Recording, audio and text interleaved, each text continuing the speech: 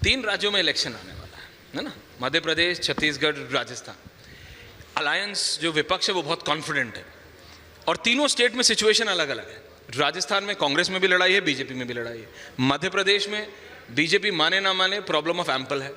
छत्तीसगढ़ में लीडरशिप नहीं, विपक्ष कहता है कि यही हमारा फायदा है कि बीजेपी की जो एब्सेंस ऑफ स्टेट लीडरशिप है, जो क्षेत्रीय राजनेता उनके इतने उभर के नहीं है, इसलिए हम जीत जाएंगे। लेकिन सचमुच आपको लगता है कि 18 साल के मुख्यमंत्री शिवराज सिंह चौहान को आप मध्य प्रदेश में हरा पाएंगे? अशोक गहलोत और सचिन पायलट की लड़ाई के बावजूद आप राजस्थान में जीत पाएंगे सर? पहले मैं अपने विद्वान मित्र सुधांशु जी के 2 सवालों का जवाब देना चाहता हूं जी, और सुधांशु जी से भी पूछना चाहता हूं अपनी जानकारी के लिए, चूंकि मेरे से ज़्यादा विद्वान। अच्छा, इंडिया का नंबर 1 इकोनॉमिक पार्टनर कौन है दुनिया में? भारत की जो अर्थव्यवस्था है उसका सबसे मुख्य प्रयोगी, सबसे ज़्यादा जो करीबी इकोनॉमिक फ्रेंड है वो कौन है? चाइना। आपकी जानकारी के बल में मेरे से ज़्यादा विद्वान है। हिंदुस्तान जो है सबसे बड़ा जो उसका इकोनॉमिक पार्टनर दुनिया में चाइना है, इकोनॉमिक मामले में नंबर 1। ये आपने कैसे कहा?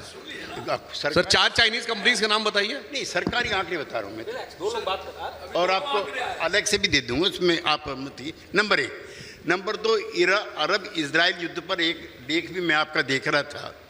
1948 में इजराइल बना है।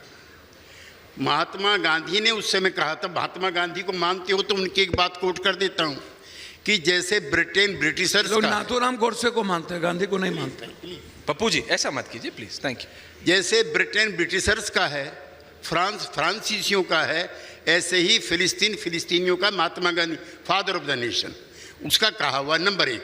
नंबर 2, 1942 से पहले, आप मेरे ज़्यादा पढ़े हुए मैं बार बार कह रहा हूँ आपसे, इजराइल का कोई जन्म नहीं था। It was a British colony.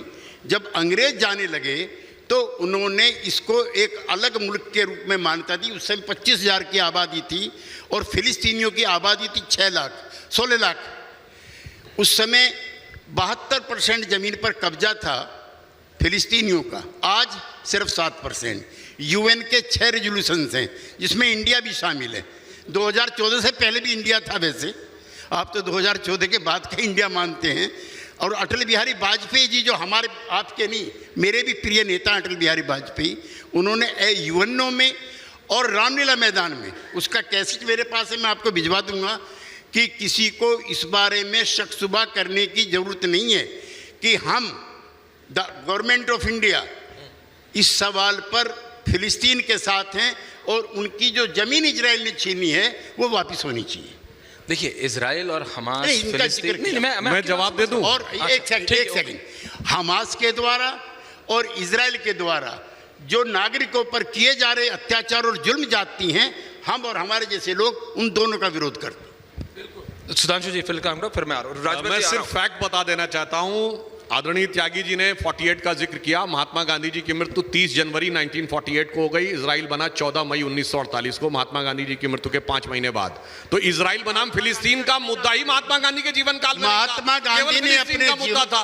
अरे भाई, जब इजराइल बनेगा तब इजराइल वर्सेस फिलिस्तीन आएगा ना। इजराइल के बनने की चर्चा चल रही है। नहीं, दूसरा, इस सवाल पे मैं आपको गलत साबित करूंगा। सर, जब इजराइल का अस्तित्व ही नहीं था, इजराइल की चर्चा चल रही थी, इजराइल की चर्चा चल रही थी।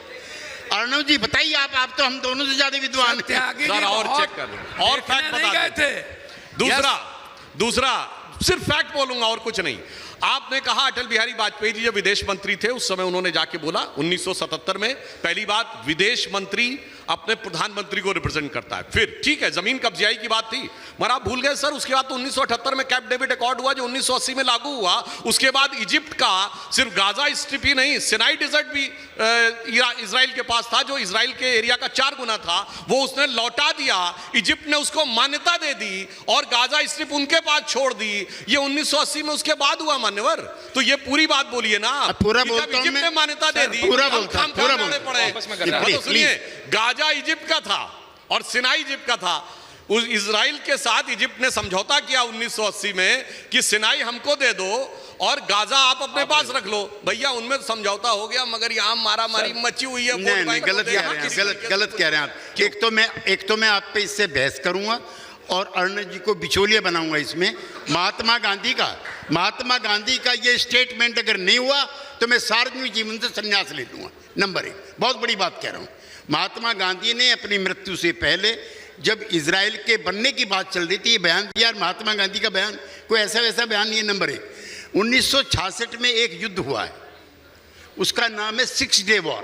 बिल्कुल 67 में 5 से 11 जून 1967। सर 6 डे वॉर, उसमें इजराइल ने लेबनान की भी, इजिप्ट की भी और सीरिया की भी और फिलिस्तीन की भी तो कब्जा किया ही हुआ था, सब पर कब्जा किया हुआ था। मैं यूएन का रेजोल्यूशन भी आपको और अर्णब जी को दोनों को भिजवाऊंगा जी, जिसमें पूरे विश्व ने unanimous, including America, including Europe, ये प्रस्ताव किया है कि जो जमीन इजराइल ने छीनी है सीरिया से, इससे और मिस्र से और लेबनान से, वो वापस की जाए। आज तक वापस नहीं की। तो वो तो सबसे बड़ा आतंकी तो इजराइल इस मामले में हो गया कि यूएन के रेजोल्यूशन को भी नहीं मानता हो। त्यागी जी, आप डिबेट में आना तो शुरू कीजिए। आप अर्णब जी के साथ करिए, रोज पूछिए।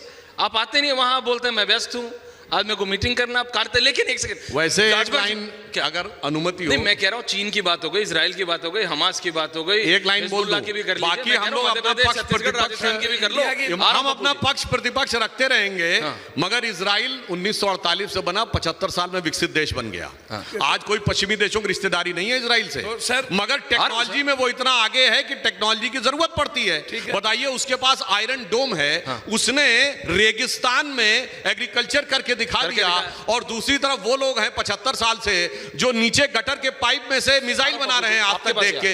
आप सोचिए 75 साल में वो कहां पहुंचा और वो कहां पहुंचे, ये भी सोचिए। कारण क्या है? सुनिए, हमास या जितने कट्टरपंथी तंजीम है वो लड़ाई की मानसिकता में चले, हमास और इजराइल पढ़ाई की मानसिकता में चला। ये पढ़ाई बनाम लड़ाई की लड़ाई है।